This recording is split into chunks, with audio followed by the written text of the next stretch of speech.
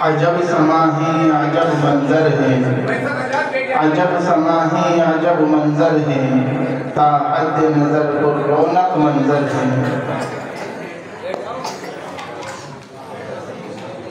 سامعین کرام، قبل اس کے کہ میں معزز مہمان کرام کو آپ کے حضور پیش کروں، میں آپ حضرات سے درخواست کرتا ہوں کہ آپ حضرات سکون و اطمینان کا ماحول بنائے رکھیں اور تمام حضرات کی رعایت کرتے ہوئے قریب قریب آ جائیں اور مل کر بیٹھیں۔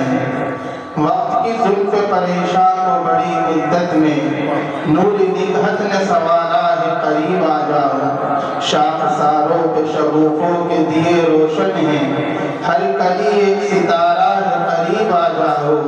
تم جو چاہو تو ستارے بھی اتر آئیں گے، جام مہتاب ہمارا ہے، قریب آ جاؤ۔ اور اتنے قریب آؤ کہ جی بھر کے دیکھ لیں، شاید کہ پھر ملے تو یہ ذوق نظر نہ ہو۔ حاضرین گرامی قدر، آئیے میں اب انتہائی ادب و احترام کے ساتھ اس شخصیت کے حضور چلتا ہوں کہ جن سے ملاقات اور ان کے علم سے وابستہ ہونے کے لیے آپ بڑی دیر سے مشتاق و منتظر ہیں۔ میں انتہائی ادب و احترام کے ساتھ اس شخصیت کے حضور چلتا ہوں کہ جن کی زندگی بلا شبہ ایک مثالی زندگی ہے، جن کے اخلاق و کردار ہمارے لیے نمونہ حیات ہیں، جن کی زندگی ملت کی اصلاح و تعمیر کے لیے ہے، جن کی زندگی کے اوقات ملت کی الجھی ہوئی گتھیوں کو سلجھانے کے لیے ہے۔ ایسی عظیم شخصیت کی خدمت میں ہم عرض کرتے ہیں، اہل محفل منتظر ہیں دیر سے عالی وقار، اہل محفل منتظر ہیں دیر سے عالی وقار، آپ کے پند و نصائح کا ہمیں ہے انتظار۔ میری مراد پیکر اخلاص و للہیت حضرت مولانا محمد سلمان صاحب بجنوری دامت برکاتہ، استاد حدیث ازہر ہند دارالعلوم دیوبند، خلیفہ و مجاہد حضرت مولانا پیر ذوالفقار علی صاحب نقشبندی، آپ نائب صدر ہیں جمعیت علماء ہند کے۔ آپ کے نام کے ساتھ میں نے آپ کے ساتھ میں کچھ تذکرہ کیا۔ میں بتاتا چلوں کہ حضرت والا جہاں ایک طرف دارالعلوم دیوبند کی مسند تدریس پہ بیٹھ کر علوم نبوت سے سیراب طلبہ کو کرتے ہیں، تو دوسری طرف جمعیت العلماء کے زیر سایہ، جمعیت العلماء ہند کے زیر سایہ قوم و ملت کی خدمت کو انجام دیتے ہیں۔ میرے محترم بزرگ اور عزیز دوستو، اب میں حضرت والا سے نہایت ادب و احترام سے اس شعر کے ساتھ گزارش گزار ہوں، مرحبا آئے وہ پیغام سنانے کے لیے، مرحبا آئے وہ پیغام سنانے کے لیے، زندگی جن کی ہوئی وقف زمانے کے لیے۔ بھولنے لگتے ہیں جب راہ کو آتا ہے کوئی، بھولنے لگتے ہیں جب راہ کو آتا ہے کوئی، رہنما آپ سا ہمیں راہ دکھانے کے لیے۔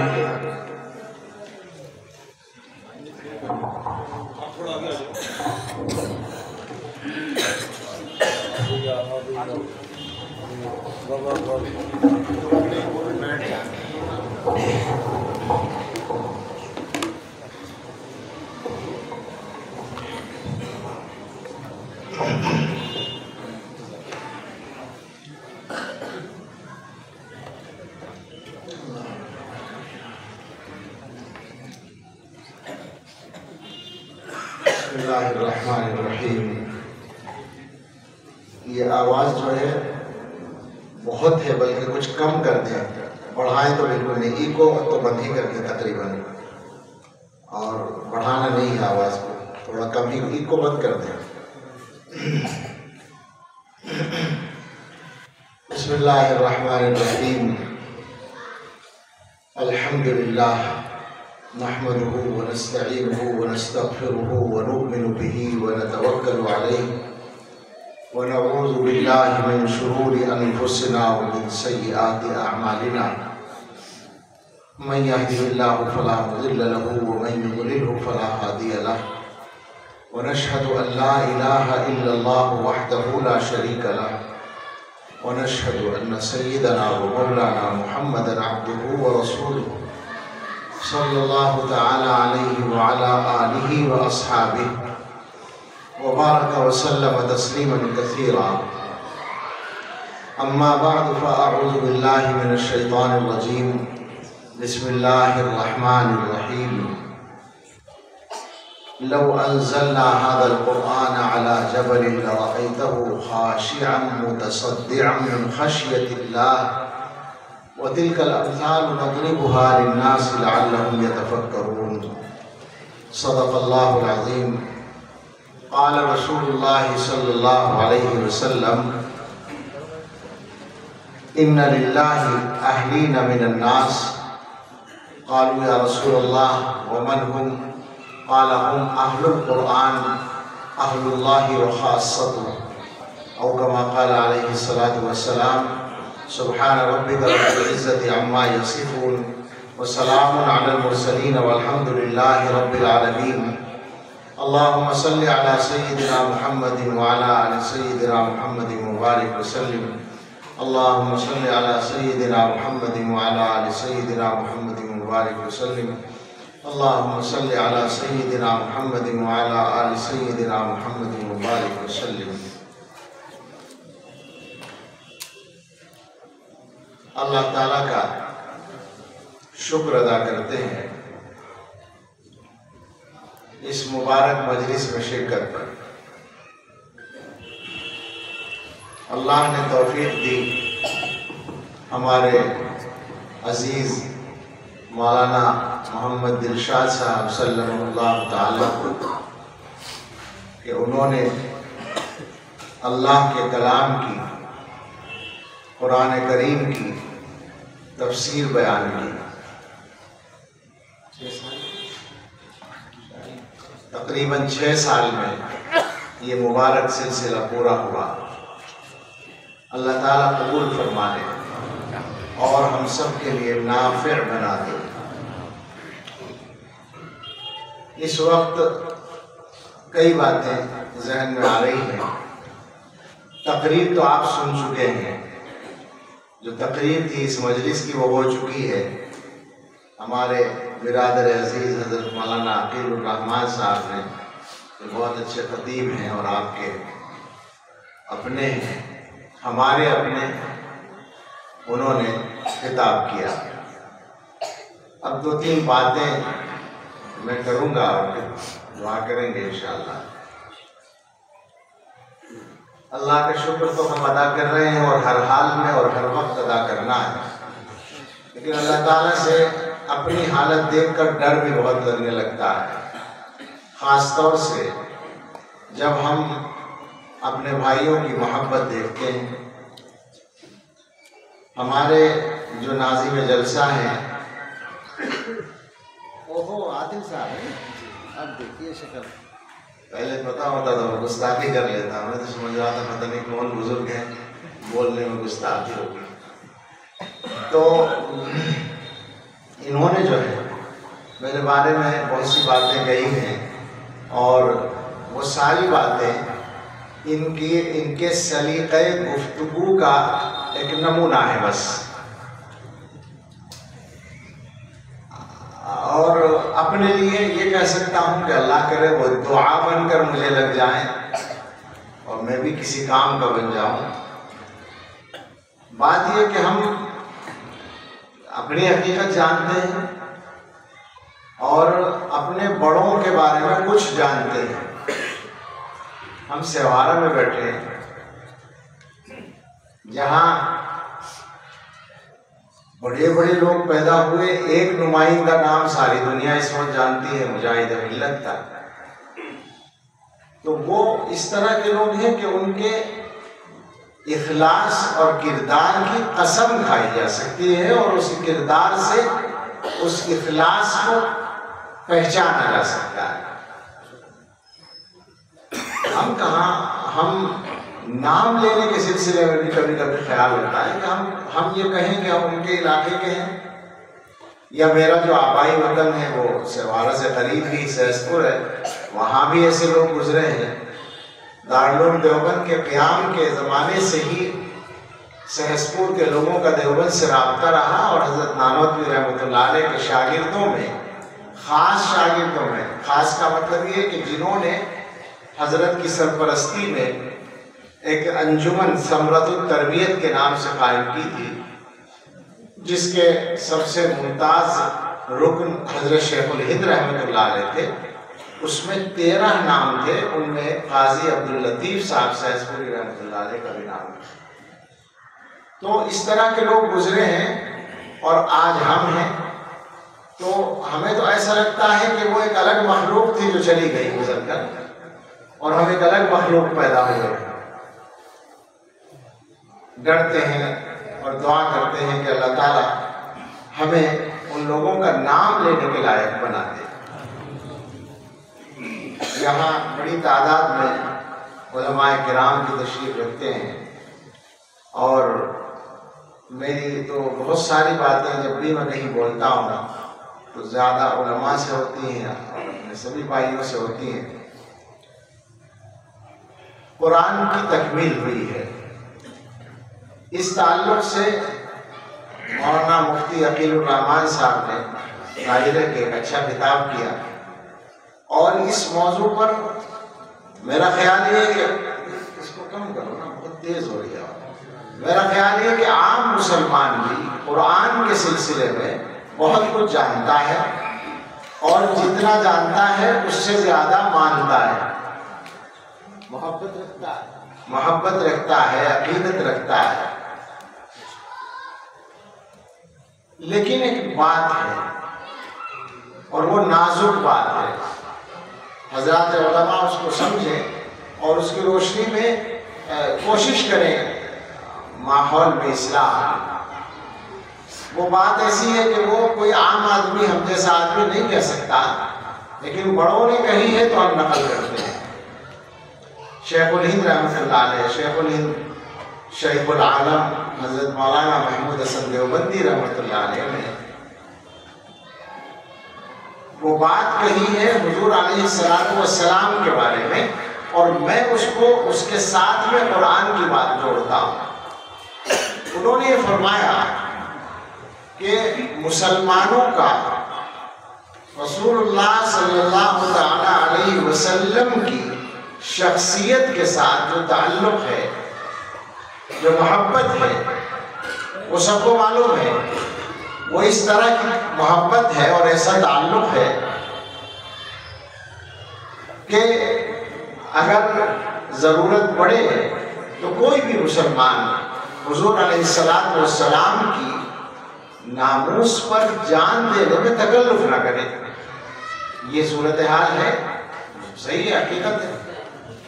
اور جان دینے وان دینے کا نمبر تو الگ ہوتا ہے، لیکن عام حالات میں جب رسول اللہ صلی اللہ تعالیٰ علیہ وسلم کی شان اقدس میں کوئی ناپاک انسان دنیا کا گستاخی کرتا ہے تو اس سے جو تکلیف ہوتی ہے اور اس سے جو غصہ آتا ہے سارے مسلمانوں کو، وہ تو بالکل ظاہر ہے، اور اس کے گویا بیان کی ضرورت ہی نہیں ہے۔ مگر حضرت یہ فرماتے ہیں کہ ایک طرف تو مسلمانوں کی یہ محبت اور یہ حضور کے ساتھ وابستگی ہے ذہنی طور پر اور عقیدت ہے، لیکن دوسری طرف سچائی یہ بھی ہے کہ مسلمان حضرت محمد الرسول اللہ صلی اللہ تعالیٰ علیہ وسلم کے طریقے کو اختیار کرنے میں بالکل پیچھے۔ یہی مسلمان جو حضور کے نام پر ذرا سی آنچ آنا برداشت نہیں کر سکتا، یہ حضور کے کہنے سے نماز پڑھنے کو تیار نہیں، اور کیا کرے، سب سے بڑا فریضہ۔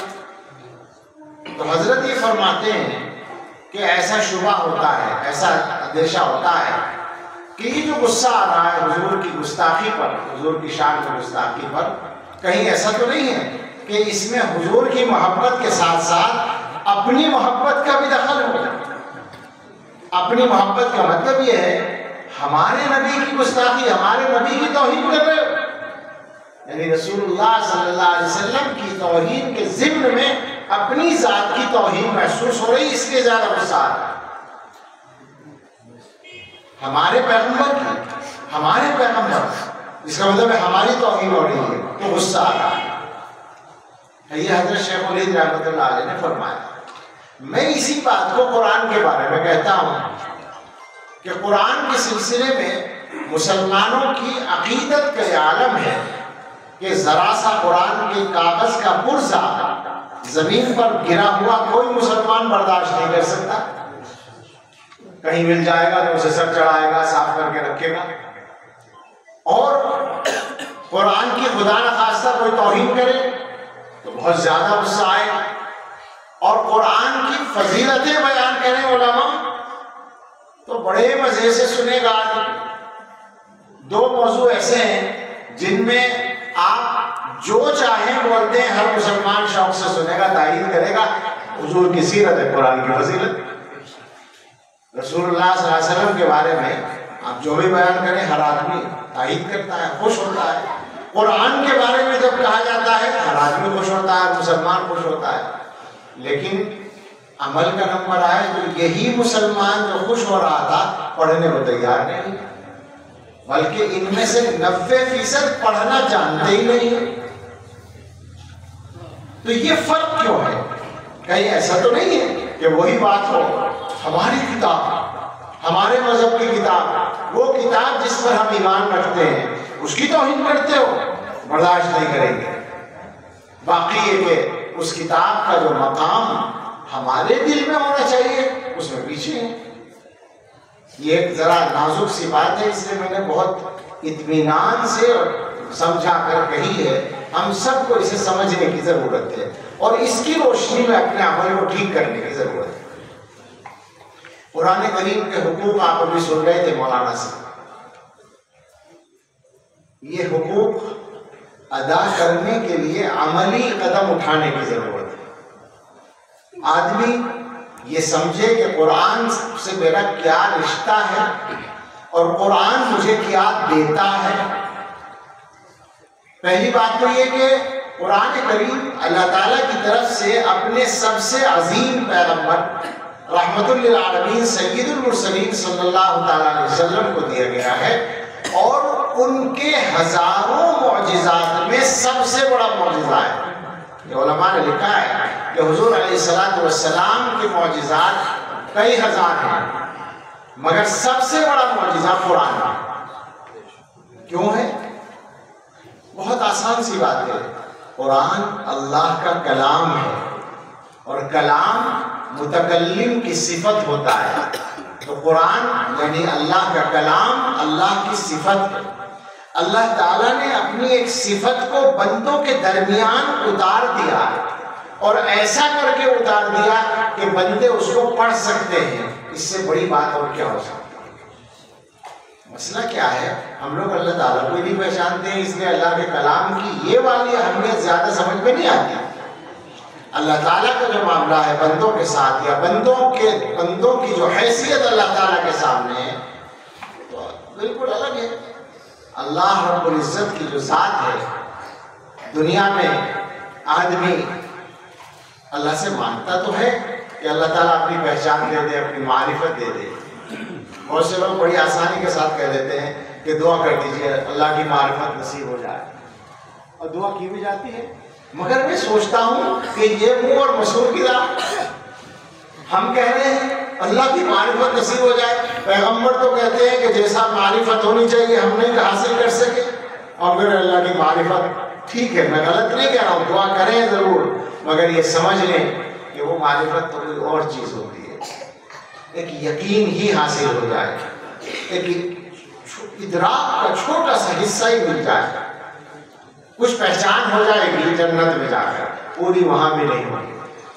جب دیکھ لیں گے نا انشاءاللہ اللہ ہم سب کو نصیب فرمائے، اپنا دیدار نصیب فرمائے۔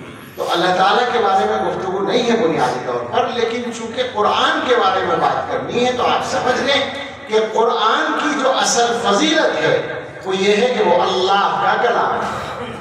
جیسے حضرت محمد رسول اللہ صلی اللہ تعالیٰ علیہ وسلم کی اصل فضیلت یہ ہے کہ وہ اللہ کے رسول ہیں۔ ہم لوگ قرآن سے بھی محبت کرتے ہیں اور حضور سے بھی محبت کرتے ہیں، لیکن جو بنیاد ہے اس پر ہمارا زیادہ دھیان ہے۔ اللہ میں بڑی زیادہ پوچھتے ہیں، اللہ کی محبت کو زیادہ اہم نہیں سمجھتے عام طور پر۔ آپ غور کریں، قرآن میں اللہ تعالیٰ نے حضور علیہ السلام کے اتباع کا حکم دینے کے لیے بنیاد کیا بنائی؟ قُلْ إِن كُنتُمْ تُحِبُّونَ اللَّهَ، اللہ نے اپنی محبت کو بنیاد بنایا۔ اس کا مطلب ہے کہ اصل اللہ کی محبت۔ حضور علیہ السلام سے محبت کیوں ہے؟ اس لیے کہ وہ اللہ کے رسول ہے۔ اگر وہ اللہ کے رسول نہ ہو تو ان سے اتنی محبت ہوتی؟ بہت سارے لوگ ہیں جو اللہ کے رسول نہیں ہیں، ان سے محبت بھی نہیں ہے۔ وہ اللہ کے پیغمبر اعظم ہیں، اس لیے ہمیں ان سے محبت ہے۔ بالکل اسی طرح قرآن اس لیے عظیم ہے کہ وہ اللہ کا کلام ہے۔ اور ایک فائدہ جو قرآن کریم کا رسول اللہ صلی اللہ تعالیٰ علیہ وسلم نے بیان کیا، جو حدیث میں نے ابھی پڑھی ہے، اس میں بھی اللہ تعالیٰ ہی سے جوڑ کر بات کی گئی ہے۔ ارشاد فرمایا، اِنَّ لِلَّهِ أَهْلِينَ مِنَ النَّاسِ، انسانوں میں سے کچھ لوگ اللہ تعالیٰ کے قریبی ہوتے ہیں۔ اہلین، علماء جانتے ہیں اہل کا لفظ، اہل کی جمع ہے وہ اہلین۔ اہل کہتے ہیں، اصلاً اہل کا ترجمہ گھر والے، بیوی بچے، بالکل اصل ترجمہ تو بیوی ہے اور اس کے ساتھ میں بچے بھی ہیں۔ اردو میں نہیں بولتے آپ، شادی کا کارڈ پر لکھتے ہیں نا ماں اہل و عیال، تو وہ اہل کون ہے؟ گھر والی تو ہے، بیوی بچے۔ اللہ تعالیٰ کی شان یہ ہے کہ اللہ تعالیٰ کے کوئی بیوی بچے نہیں ہیں، ماں باپ نہیں، اولاد نہیں۔ مَتَّخَذَ صَاحِبَةً وَلَا وَلَدًا، اللہ تعالیٰ نے اپنے لیے کوئی اولاد یا بیوی نہیں بنائی، کوئی والدین نہیں، کوئی شریک نہیں، کوئی ہمسر نہیں، کوئی مددگار نہیں، کوئی مشیر نہیں، اللہ پاک ہے۔ لہٰذا اللہ تعالیٰ کے قریبی ہونے کو سمجھانے کے لیے وہ لفظ بولا جو انسانوں کے درمیان استعمال ہوتا ہے۔ کسی بھی آدمی کا سب سے قریبی تعلق کس سے ہوتا ہے؟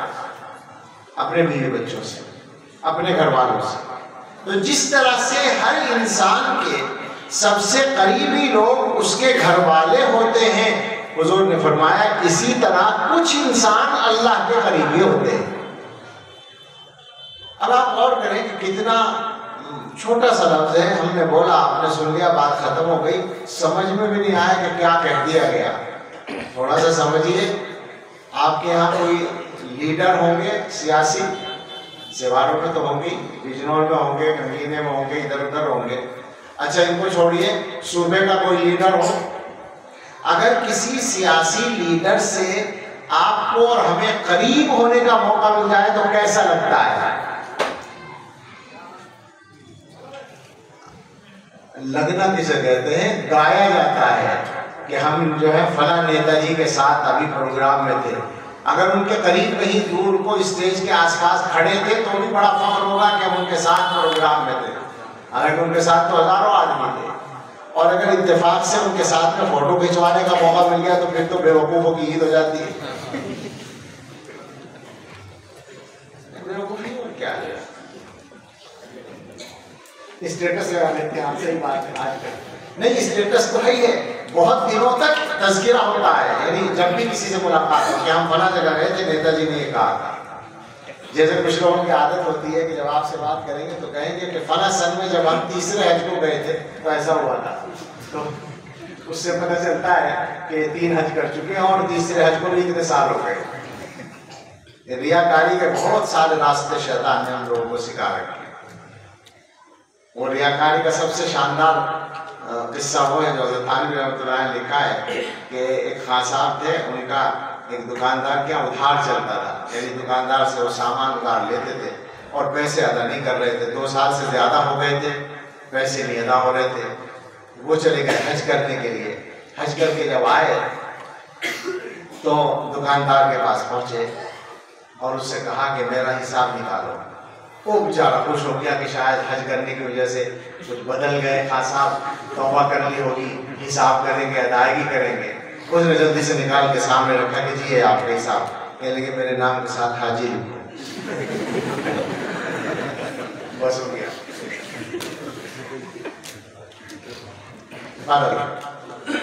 سمجھے ذرا کہ دنیا کے کسی بڑے آدمی کے ساتھ، دنیا کا بڑا کون ہے جسے ہم نے بڑا بنا رکھا ہے؟ ہم اس کو بڑا سمجھتے ہیں. دنیا میں جو حقیقت میں بڑے ہیں ان کو تو ہم بڑا سمجھتے ہی نہیں ہیں. دنیا میں جو حقیقت میں بڑے ہیں وہ کون ہیں؟ علم والے، تقوی والے، اللہ والے. ہمارے حساب سے بڑے کون ہیں؟ پیسے والے. سیدھی سادی بات ہے بالکل. اگر آپ کسی سے پوچھیں یا کہیں کہ فلاں صاحب تو بہت بڑے آدمی ہیں، وہ کیا سمجھے گا؟ کہ بہت بڑے عالم ہیں وہ. اس کا ترجمہ کیا سمجھے گا وہ آدمی؟ بڑے آدمی کا مطلب کیا سمجھے گا؟ مالدار. تو ہم نے بڑا آدمی نام ہی رکھ دیا ہے مالداروں کا، وہی بڑا آدمی ہے. اسی وجہ سے ان پر رشک کرتے ہیں، اور جو حقیقت میں بڑے ہیں ان کو بڑا نہیں مانتے. خیر یہ موضوعات مستقل بات کرنے کے ہیں، اشارہ کر دیا ہے. بات یہ ہے کہ دنیا کے کسی بڑے آدمی کے ساتھ ہمارا تعلق ہو جائے تو ہمیں فخر ہوتا ہے. وہ جو احکم الحاکمین ہے وہ سارے بڑوں کا بڑا ہے، جس کی بڑائی کبھی ختم نہیں ہوگی، جس کی کسی صفت کو کبھی فنا نہیں ہے. اس کا قریب ہونے کا موقع مل جائے اور مسلمان دوڑے نہ اس کی طرف کو. اتنے عجیب بات ہے. حضور علیہ السلام فرما رہے ہیں اللہ کے کچھ قریبی لوگ ہوتے ہیں. پوچھا کون لوگ ہوتے ہیں؟ فرمایا قرآن والے. یہ قرآن والے جو ہیں اللہ تعالیٰ کے قریبی اور اللہ تعالیٰ کے خواص ہوتے ہیں. موٹی سی باتیں سمجھ رہے ہیں، اس کو عقلی بات ہے. قرآن اللہ کا کلام ہے. جو آدمی قرآن والا ہے، قرآن والے کا کیا مطلب ہوا؟ وہ قرآن پڑھا ہوا ہے، وہ قرآن یاد کیے ہوئے ہے، وہ قرآن کو سمجھتا ہے، وہ قرآن پہ عمل کرتا ہے، وہ قرآن کو پڑھتا ہے. تو آپ سوچیں یہ آدمی ادھر ہے اور ادھر سے اللہ کا کلام ہے، تو یہ ایسا ہی ہو گیا نا جیسے اللہ تعالیٰ سے وہ باتیں کر رہا ہو. یہ تو مناجات ہے. اللہ تعالیٰ سے ہم کلامی ہو رہی ہے. کوئی موسیٰ علیہ السلام کہے تھے طور پہاڑ پر تو اللہ تعالیٰ سے کچھ بات ہو گئی تھی. یہاں تمہارے لیے پورا قرآن اتار دیا کہ اللہ سے باتیں کرتے رہو، اپنی زبان سے پڑھتے رہو. ادھر سے تم ہو، ادھر سے اللہ کا کلام. تو جس سے مستقل بات کرنے کا موقع مل رہا ہے، وہ جس کو مستقل بات کرنے کا موقع مل رہا ہے، اس سے زیادہ قریب کون ہو سکتا ہے؟ یوں ہے قرآن والے اللہ کے قریبی لوگ. یہ اللہ کا کلام ہے اور اس کی عظمت کا یہ عالم ہے کہ یہ دنیا جس کے اندر یہ اللہ کا کلام موجود ہے، جب تک یہ کلام ہے یہ دنیا ختم نہیں ہوگی. اس لیے کہ تو اللہ کی صفت ہے، اللہ کی صفت ختم نہیں ہو سکتی. جب اللہ تعالیٰ کا ارادہ ہوگا اس دنیا کو ختم کرنے کا تو قرآن کو اٹھا لیں گے. اس کے بعد قیامت آئے گی. قرآن کے رہتے ہوئے قیامت نہیں آئے گی. بلکہ علماء اور بلکہ مشائخ یہ بھی کہتے ہیں کہ جو کہا گیا حدیث میں قیامت نہیں آئے گی جب تک کہ زمین میں اللہ اللہ کہا جائے، اس کی بنیاد بھی یہی ہے اللہ کا نام بھی فانی نہیں ہے. تو جب تک دنیا میں لفظ اللہ بھی موجود رہے گا تو دنیا فنا نہیں ہوگی. جب اللہ بولنے والے بھی ختم ہو جائیں گے تو دنیا کو فنا ہے. تو بہرحال یہ اللہ کا کلام ہے. اس کلام کا معاملہ ایسا ہے کہ شاید اس کی قدر و قیمت اور اس کی طاقت غیر لوگ زیادہ پہچانتے ہیں، ہم لوگ اتنا نہیں پہچانتے. اور اس کی موٹی سی بات یہ ہے کہ آپ اگر تاریخ دیکھیں اٹھا کر، علماء سے آپ پوچھیں، شروع میں ایسا ہوا مکہ مکرمہ کے لوگوں کے درمیان کسی نے یہ جسارت کرنے کی کوشش کی کہ صاحب یہ جو کلام ہے اس جیسا کلام تو ہم بھی بنا لیں گے. ایک دو لوگوں نے کوشش کی، ناکام ہو گئے. اس کے بعد سے جو سلسلہ ہے وہ یہ ہے کہ جس کو قرآن سے دشمنی ہوتی ہے وہ قرآن کی توہین تو کرتا ہے مگر قرآن کو جھٹلا نہیں پاتا. یہ ہے اس کی اصل بات کہ یہ ایسا ہے کہ جادو وہ جو سر چڑھ کے بولے. ہمارے حضرت کا قصہ ہے، اپنا خود پیش آیا ہوا کہ وہ امریکہ میں تھے اور وہاں ایک مجلس تھی جس میں مختلف مذاہب کے لوگ، انٹرفیتھ کونسل کے نام سے مختلف مذاہب کے لوگ جمع ہوتے تھے ہر مہینے، اور مباحثہ ہوتا تھا، ہر مذہب والے اپنی اپنی بات کرتے تھے۔ تو ایک مرتبہ حضرت کو وہاں کچھ لوگ لے گئے، وہاں جا کے جب شریک ہوئے تو حضرت نے پہلی بار کوئی بات نہیں کی، رنگ اور انداز کو سمجھا۔ وہاں یہ طریقہ تھا کہ مجلس کے آخر میں اگلے مہینے کا موضوع طے ہوتا تھا کہ اگلے مہینے جو بات ہوگی وہ کس سبجیکٹ پہ ہوگی۔ تو جب وہ بات ہونے لگی تو حضرت نے فرمایا کہ میری ایک تجویز ہے کہ جتنے لوگ یہاں اپنے اپنے مذہب کی نمائندگی کرنے والے ہیں، تقریباً سب یہ دعویٰ رکھتے ہیں کہ ہمارا مذہب آسمانی مذہب ہے، اوپر سے آیا ہوا ہے۔ مسلمان، یہودی، عیسائی، یہاں تک کہ مجوسی اور جو چھوٹے چھوٹے بہت سے مذاہب ہیں، ان کی بھی کے ذہنوں میں بھی یہ ہے کہ ہمارا مذہب وہاں سے آیا ہے۔ لہٰذا جب آسمانی مذہبوں والے لوگ جمع ہیں تو ہر مذہب کے لوگوں کے پاس اللہ کا کلام بھی ہوگا، اللہ کی کتاب بھی ہوگی۔ لہٰذا اگلے مہینے جب ہم لوگ یہاں جمع ہوں تو اپنی بات اپنے الفاظ میں کہنے کے بجائے ورڈز آف گاڈ، اللہ کے الفاظ میں کہیں۔ جو اللہ نے جس کو دے رکھا ہے، جس کو جو کتاب دے رکھی ہے، اسی کتاب سے بولیں، اپنی طرف سے نہ بولیں۔ تو یہ بات سمجھ میں آئی، لوگوں کو پسند آئی، کہنے لگے ہاں ٹھیک ہے، اگلے مہینے ایسا ہی ہوگا۔ آ کر بیٹھ گئے۔ مجلس کا جو صدر تھا اس وقت وہ یہودی تھا، اس نے کہا حضرت سے کہ آپ نے وہ تجویز پیش کی تھی تو آپ ہی شروع کریں۔ حضرت نے کہا بہت اچھا، سورہ فاتحہ پڑھی اور اس کا ترجمہ اور مختصر تفسیر بیان کر دی، قرآن کا خلاصہ اس میں آ ہی جاتا ہے۔ اس کے بعد نمبر آیا عیسائیوں کے نمائندے کا، پادری کا۔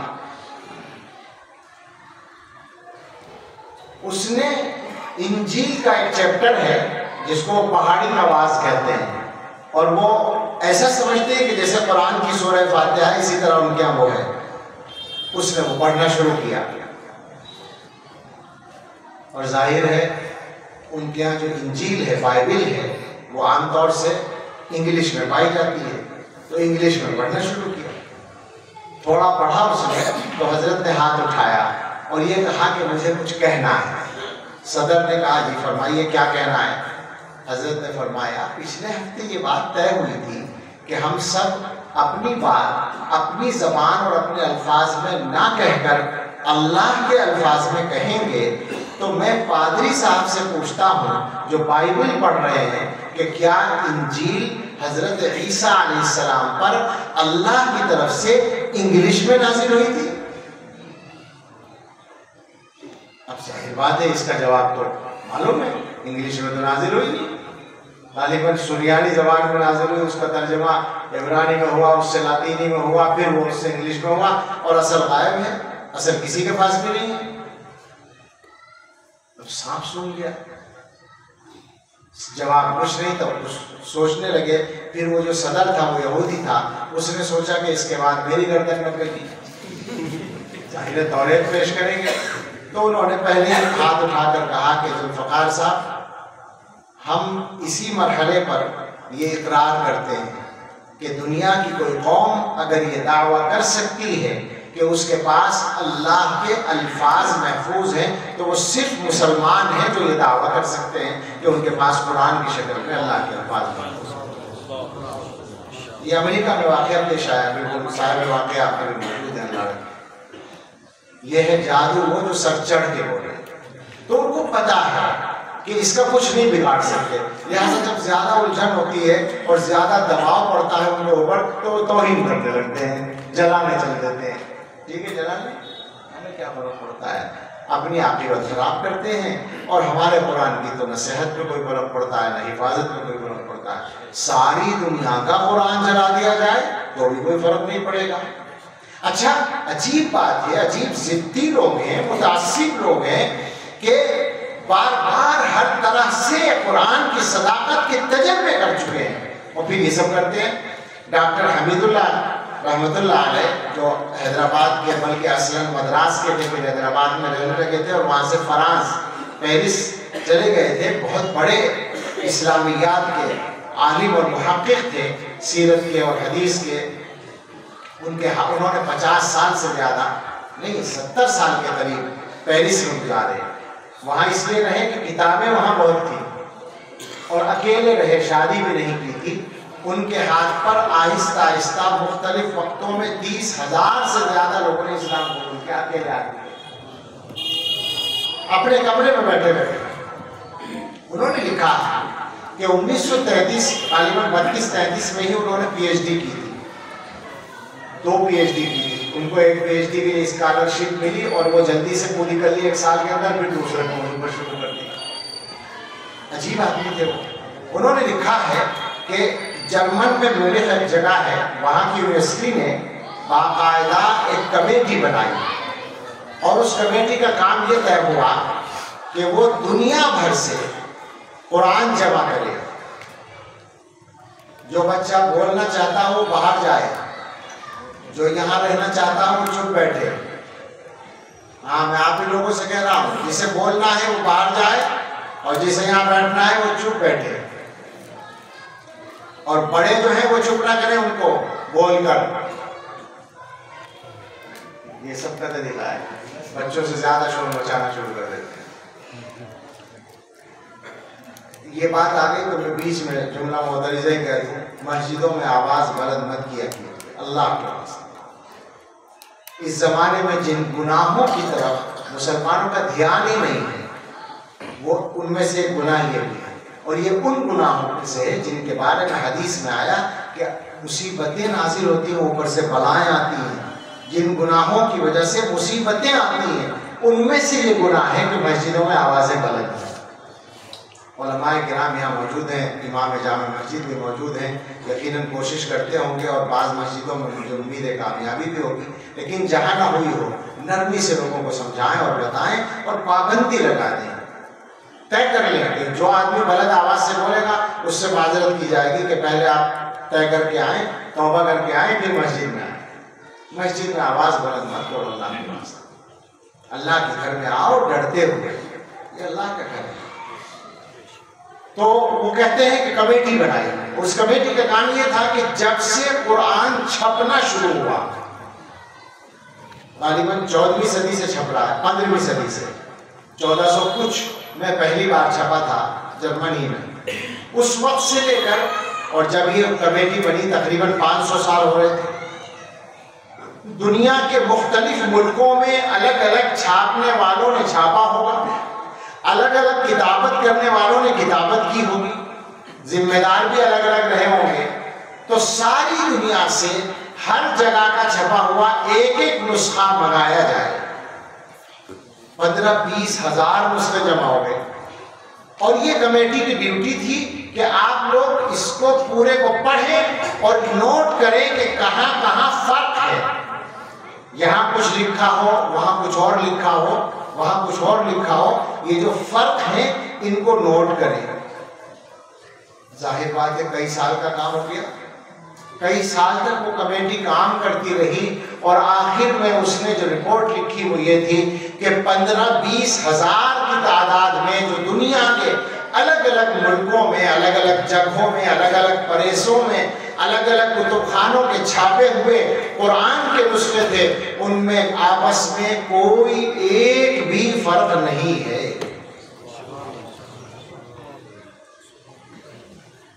اس کے بعد انہیں احمقوں نے ایک کمیٹی اور بنا لی اور وہ یہ کہ بائبل کے نسخے جمع کرو اور ان کے فرق تلاش کرو. کمیٹی نے اللہ کے فضل سے رپورٹ دی کہ 2 لاکھ فرق ہیں بائبل میں. دنیا کی الگ الگ جگہوں سے چھپی ہوئی، اس میں کچھ ہے، اس میں کچھ ہے، اس میں کچھ ہے، اس طرح سے نوٹ کیا تو 2 لاکھ. کیا ہے وہ جانتے ہیں کہ یہ صرف اللہ کا کلام ہے اور کچھ ہو ہی نہیں سکتا. تو میں نے یہ کہا تھا، اسی کی تشریح میں اتنی بات ہو گئی. میں نے یہ کہا تھا کہ ہم سے زیادہ شاید وہ جانتے ہیں قرآن کی تعریف، ہم نے بھولا رکھا ہے. میرا ارادہ تھا مولوی ارشاد سے میں کہہ رہا تھا 15 منٹ بولوں گا، شاید آدھا گھنٹہ تو ہو بھی چکا ہے اور بات سمیٹنے بھی 10-12 منٹ ہو جائیں گے، اس لیے سمیٹنے کی طرف آنا چاہتا ہوں. عرض یہ کرنا ہے کہ یہ ساری باتیں تو کسی کے لیے ہو سکتا ہے، عام آدمی کے لیے نہیں ہو، علماء تو پہلے سے جانتے ہوں گے، لیکن یہ کہ مانی ہوئی سب کی ہے، ہم یقین رکھتے ہیں سب، تو اس لیے عملی بات پر آ جائیں۔ یہاں قرآن کریم کی تفسیر بیان کی گئی، اور بھی علماء اپنی اپنی مسجدوں میں کرتے ہوں گے، تو ایک کام تو یہی ہم سب کے کرنے کا کہ قرآن کی تفسیر کو عام کر دیا جائے۔ اور آپ لوگوں سے یہ گزارش ہے کہ آپ قرآن سمجھنے کی صلاحیت پیدا کرنے کی کوشش کریں، سمجھانے کی نہیں کہہ رہا ہوں، ٹھیک ہے؟ بات سمجھانے کی نہیں، سمجھانے کے لیے نہ چھوڑ دو۔ جنہوں نے 10 سال لگائے ہیں، اگر آپ لگا لیں 10 سال سراخوں پر، یہ اس لیے کہتے ہیں کہ ہمارے اوپر ایک الزام ہے، میرے اوپر نہیں، علماء پر، کہ یہ لوگ قرآن سمجھنے دینا نہیں چاہتے، مسلمانوں کو روکتے، اور میں کہتا ہوں کہ ہماری برابر کون کوشش کرتا ہوگا قرآن کو سمجھانے کی؟ بابا ہماری تو ساری زندگی اسی میں گزرتی ہے، ہم لوگ مدرسوں میں کیا کرتے ہیں؟ قرآن ہی تو سمجھاتے ہیں اصل۔ یہ عجیب الزام ہے۔ قصہ کیا ہے؟ قصہ یہ ہے کہ وہ یہ چاہتے ہیں، ہمارے کچھ بھائی، ہمیں ان کے نیت یا جذبے پر کوئی حملہ نہیں کرنا ہے، بہت مبارک ہے جذبہ کہ قرآن کو عام کریں، بس اتنا فرق ہے کہ وہ یہ چاہتے ہیں کہ بغیر صلاحیت کے بھی اجازت دے دی جائے سمجھانے کی، تو اس کے لیے ہم تیار نہیں ہیں، صاف بات۔ اس کے لیے علماء کسی برادری کا نام تو نہیں ہے نا، گن لو یہ جتنے بیٹھے ہیں یہاں، کتنی برادریوں سے ان کا تعلق ہو، جو برادریاں ہم لوگوں نے بنا رکھی ہیں، الگ الگ برادری، الگ الگ خاندان، الگ الگ علاقہ، سب کا نام علماء ہے، تو یہ تعصب نہیں ہے۔ ایک برادری ہوتی تو تعصب ہوتا،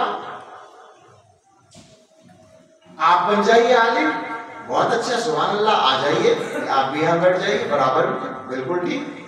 ہمارا کہنا یہ ہے کہ اگر ان کوالیفائڈ ڈاکٹر کو دوا دینے کی اجازت نہیں ہے تو پھر ان کوالیفائڈ آدمی کو قرآن کی تفسیر کرنے کی بھی اجازت نہیں۔ سیدھی سادی بات، بغیر میڈیکل سائنس پڑھے اگر دوا دے گا تو پکڑا جائے گا نا، تو یہاں بھی ایسے ہونا چاہیے، وہاں پکڑنے والی پولیس ہوگی، یہاں پکڑنے والی اللہ میاں کی پولیس ہے، مولوی ہرگز نہ چھوڑیں گے، خدا کو بخش دے، گھیر ہی لیں گے سپاہی، پھر سزا ہو یا نہ ہو، یہ اکبر کہہ گئے بہت پہلے مولویوں کے لیے۔ تو ایک کام تو یہ ہے کہ صلاحیت پیدا کریں، کرنے کی کوشش کریں، سمجھنے کی صلاحیت کا کیا مطلب ہے، میں مثال سے سمجھاؤں۔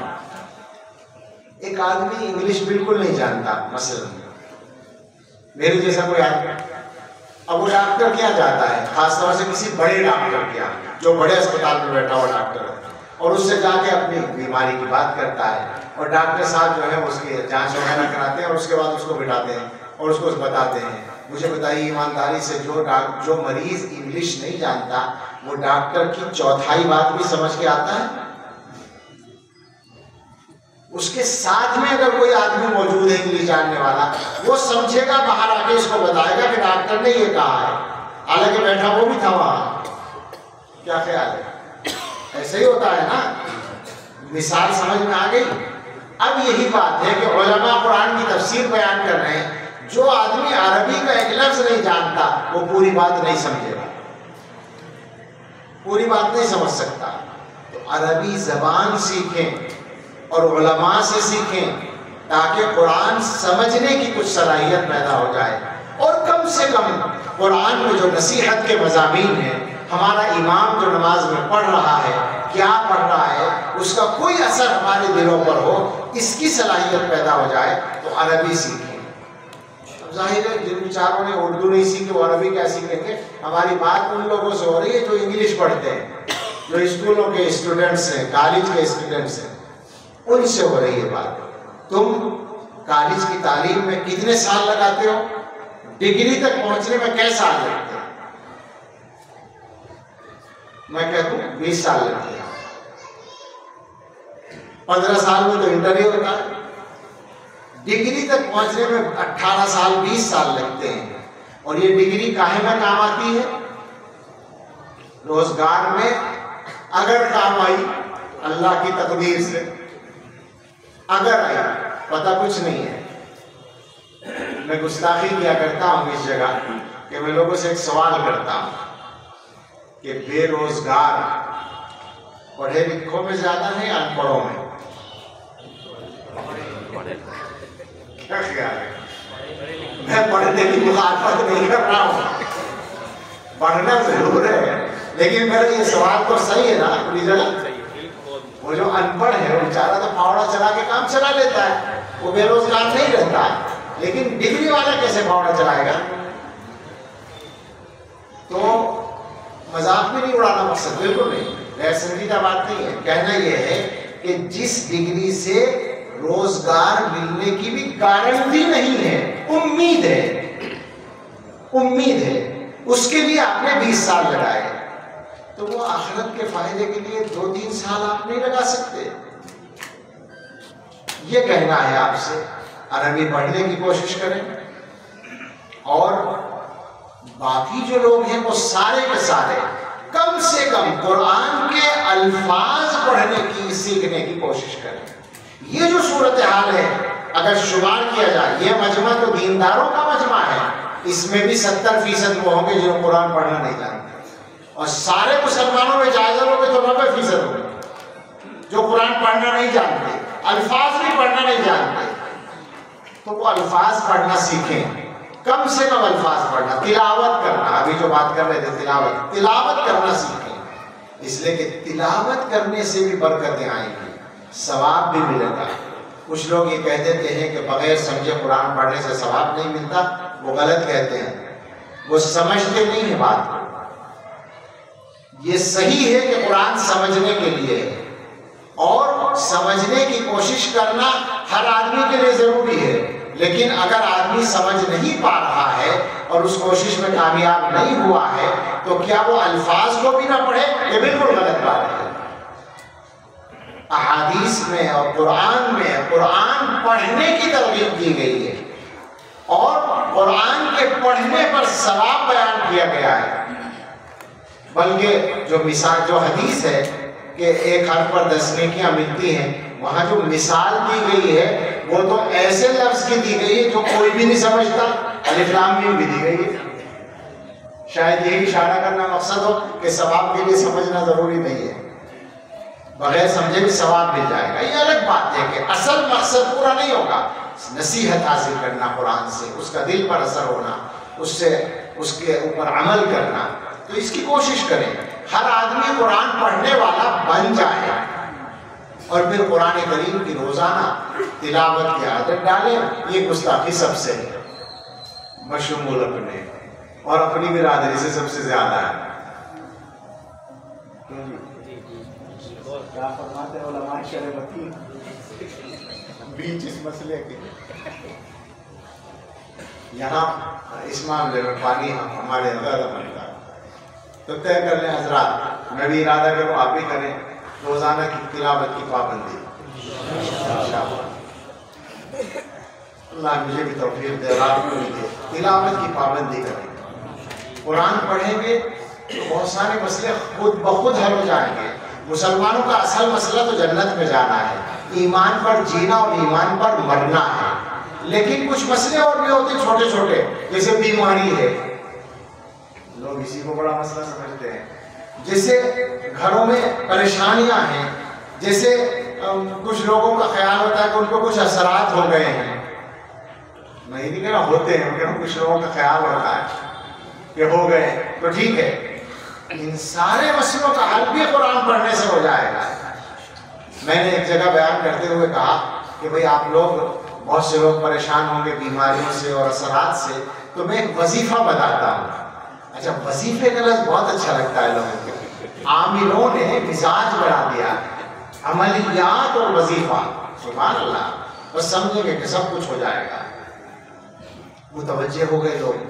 میں نے کہا کہ آپ لوگ سورہ فاتحہ کو پکڑ لیں اور پانی پہ پڑھ کے پانی پہ دم کر کے پی لیا کریں۔ اب وہ جو ایک جوش سا تھا وہ کیسا ہوا؟ میں نے کہا جی مایوسی ہوئی ہوگی سن کر کہ مولوی صاحب نے تو کوئی وظیفہ نہیں بتایا، یہ تو ہم سب جانتے ہیں۔ میں نے کہا جانتے تو ہیں، لیکن ایمانداری سے بتائیے کہ آپ لوگ اس کو استعمال بھی کرتے ہیں؟ آپ کے یہاں پریشانی ہوتی ہے، بیماری آتی ہے، کچھ اور ہوتا ہے، تو خود قرآن پڑھ کے، سورہ فاتحہ پڑھ کے، پانی پہ دم کر کے بچوں مریضوں کو پلاتے ہیں، یا عامل صاحب کے پاس جاتے ہیں اور کیا کرتے ہیں؟ آخر ہے کوئی ایک بڑے میاں کھڑے ہوئے کہنے کہ میں پڑھتا ہوں سورہ فاتحہ سے میں فائدہ اٹھاتا ہوں۔ آپ سے بھی پوچھوں گا تو یہ قصہ نکلے گا، ہم لوگ فائدہ اٹھاتے ہی نہیں ہیں۔ قرآن پڑھیں، اثرات ختم ہوں گے، بیماریوں سے شفا ہوگی، اور ایک اور مسئلہ بہت بڑا، روزگار کی برکت، روزی کی برکت وہ آئے گی۔ سب پریشان ہیں اس کے لیے، قرآن نہیں پڑھیں گے، ساری دنیا میں گھومتے پھریں گے، قرآن نہیں پڑھیں گے۔ تو اس لیے قرآن پڑھنے کی عادت ڈالیں، اور علماء کے پیچھے پڑ جائیں کہ ہمیں قرآن سکھاؤ اور قرآن سمجھاؤ۔ جن مسجدوں میں قرآن کی تفسیر نہیں ہوتی ہو، وہاں کے حضرات اپنے اماموں سے کہیں کہ ہمارے سامنے قرآن کی تفسیر بیان کرو، اور یہاں بھی جو تکمیل ہو رہی ہے پھر شروع کر دیا جائے، خیر الناس الحال المرتحل، اترنے کے بعد پھر چل پڑے آدمی۔ اسی سے استدلال کیا گیا ہے کہ سورہ ناس کے بعد الف لام میم کا کچھ حصہ پڑھ لینا چاہیے۔ بہرحال مجھے اپنی بات ختم کرنی چاہیے، 2-3 باتیں میں نے عرض کی ہیں۔ قرآن کریم ساری سعادتوں کا ضامن ہے، اور یہ مسلمانوں کے درمیان ہدایت کا معیار ہے۔ قرآن کو سمجھیے، جب آپ قرآن کو سمجھیں گے تو شریعت سمجھ میں آئے گی، اور قرآن ہی سے یہ پتہ چلے گا کہ اللہ کے پیغمبر حضرت محمد رسول اللہ صلی اللہ علیہ وسلم کا مقام شریعت میں کیا ہے، اور یہ پتہ چلے گا کہ حضور کے اتباع کے بغیر ہدایت نہیں ہے۔ یہ اس نے کہہ دیا کہ اگر خالی قرآن کی بات کریں تو ایک طبقہ ویسا بھی ہو گیا ہے جو صرف قرآن کی بات کرتا ہے، اور پیغمبر علیہ السلام نے پہلے ہی بتا دیا تھا کہ ایک آدمی ہوگا یوشک رجل شبعان والا متکئ علی ارائکتہ یقول حسبنا کتاب اللہ، ایک آدمی ہوگا جو اپنی آرام کرسی پر ٹیک لگا کے بیٹھا ہوگا اور یوں کہے گا ہمارے لیے اللہ کی کتاب کافی ہے۔ تو سمجھ لیں سب لوگ، اور وہ اہل قرآن جو ہیں وہ چونکہ ہمارے علاقے میں بھی پائے جاتے ہیں اور بہت سے علاقوں میں ہیں، ان سب سے گزارش ہے کہ وہ سمجھیں کہ تنہا اللہ کی کتاب کافی نہیں ہے، بالکل کافی نہیں ہے۔ اگر کافی ہوتی تو حضرت محمد رسول اللہ صلی اللہ علیہ وسلم کو بھیجنے کی ضرورت نہیں تھی، کسی پہاڑ پہ رکھ دیتے، اللہ کی کتاب کام چل جاتا۔ پیغمبر کو بھیجنے کا مطلب ہے کہ ان کا اتباع ضروری ہے، وہ بتائیں گے کہ اللہ کی کتاب پر عمل کیسے ہوگا۔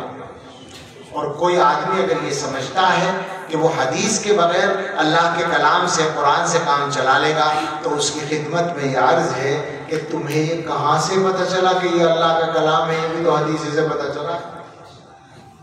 حدیث کے بغیر تو قرآن کا قرآن ہونا ہی نہیں معلوم ہو سکتا۔ قرآن اللہ کا کلام ہے، یہ حدیث سے معلوم ہوا ہے، الگ سے نہیں ہے کہیں۔ کہاں سے پتہ چلے؟ بھائی صحابہ بتائیں گے کہ حضور پر یہ آیت نازل ہوئی، حضور نے لکھوائی، یہ آیت نازل ہوئی، حضور نے لکھوائی، اس طرح پورا قرآن مرتب ہو گیا۔ کس نے بتایا؟ حدیث میں موجود ہے۔ حدیث بتاتی ہے کہ یہ اللہ کا کلام ہے۔ تو قرآن تنہا بغیر حدیث کے، اور پھر قرآن و حدیث کو سمجھ کر جو علماء نے ایک نچوڑ نکال دیا عطر کی شکل میں، جس کو فقہ کہتے ہیں۔ اب بڑی آسانی کے ساتھ ایک طبقہ وہ ہے جو یہ کہتا ہے کہ قرآن و حدیث کافی ہے، فقہ کی ضرورت نہیں۔ ہم بھی کہتے ہیں کہ فقہ کی بالکل ضرورت نہیں، قرآن و حدیث پہ عمل کر کے دکھاؤ کیسے کرو گے، جس طرح کرو گے اسی کا نام فقہ ہے۔ وہ جو عمل کرو گے اسی کا نام تو فقہ ہے۔ اب یہ الگ بات ہے کہ تم ابو حنیفہ، شافعی، مالک، احمد کی فقہ پہ عمل کرنے کے بجائے آج کل کے معمولی مولویوں کی فقہ پہ عمل کرو، تو یہ تمہاری مرضی ہے۔ ہم تو یہ کہتے ہیں کہ وہ علم کے جو سمندر تھے ان کی فہم کے مطابق قرآن و حدیث پر عمل کرو۔ اللہ رب العزت ہم سب کو دین کی صحیح سمجھ عطا فرمائے، علم عطا فرمائے۔ یہاں جو قرآن کریم کی تفسیر ہوئی اللہ اس کو قبول فرمائے، اور اس مسجد میں اور تمام ہی مسجدوں میں اللہ تعالیٰ قرآن کا پیغام زندہ کرنے کی توفیق عطا فرمائے، اپنے گھروں میں بھی توفیق عطا فرمائے۔ آمین۔ وآخر دعوانا